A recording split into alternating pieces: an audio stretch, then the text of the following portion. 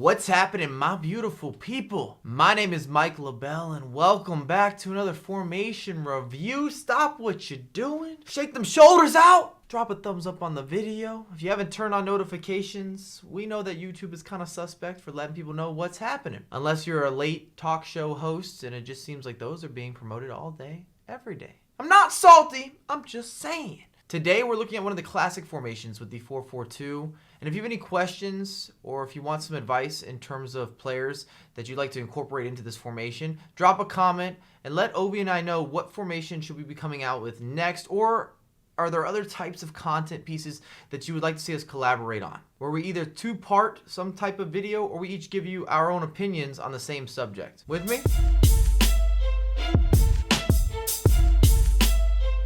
When we start looking at the pros, I want to talk about how the 4-4-2 gives you this access to pressure. In fact, I typically use a 4-4-2, maybe a 4-2-2, even a 4-2-4 sometimes as pressure formations. And all of those formations kind of resemble each other at some points in the match. And what I mean when I say that is depending on your tactics and how aggressive you are versus how passive you are, each of those formations can look like each other. The 4-2-2 can easily look like a 4-2-4, and same can be said with the 4-4-2. And typically when I play this formation, I know it's a classic slow build-up formation for many people. I actually play it as more of a pressure formation where I'm looking to use those wingers or those outside midfielders, and I want to push them forward and cause a disruption, make things hard for my opposition, make it where I can have those guys on a constant overlap. And to put it simply, they're making you uncomfortable. I want to change the pace. I want to dictate what's happening, and I really rate this formation as a pressure formation, a comeback formation. If you need to change the flow,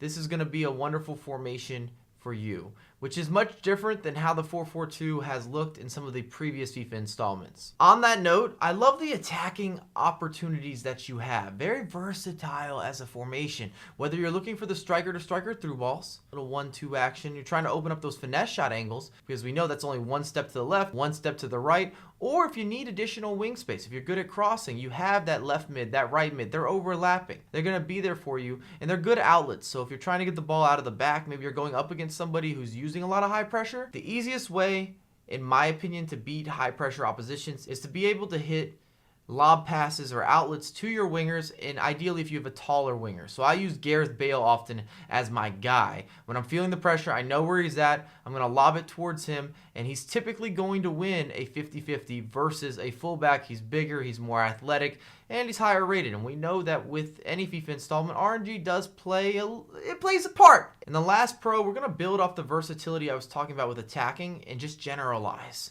where you're going to be able to match up against a variety of formations well. And that can't be said for every formation in this year's installment. Some of the very narrow formations are going to struggle versus wide formations. Some of the wide formations struggle with maybe attacking intangibles or defensive help or even defensive structure, which leaves you with a clear liability. You're going to be hindered somewhere, and I feel with the 4-4-2 you don't necessarily have that same issue or that same concern. Gives you a little bit of everything. Moving on, we've got the cons. So what's negative, what's bad, what's not a good look? And I'm going to start with your holding mids or your center mids, just depending which variation of even the 4-4-2 that you're playing. I don't think they're that good at holding. I do feel that if I get beat down the middle of the pitch, that I'm a little bit naked, and I've just been undressed, and I don't have players that are going to recover, because naturally your left mid, your right mid, they're going to push forward. They're not there to run back or to track back, and especially not with some of the tactics I personally run with this formation, but just in general, I don't think you can count on them being impactful on the defensive end. So you do have some issues with your spacing and just having that classic holding mid feel where you know they're going to clamp up and cause disruptions and break up plays. I never felt that with the 4-4-2 this year. And I want to continue down that road and say that you can get caught flat. And you might have heard this if you grew up playing a lot of football, but you don't want to have a flat back line. And the same can be said with the midfield. You want there to be almost layers to your midfield where players are sitting unevenly. You've got one sitting back, one sitting forward, and vice versa. And they interchange roles. It's important that you're not caught flat.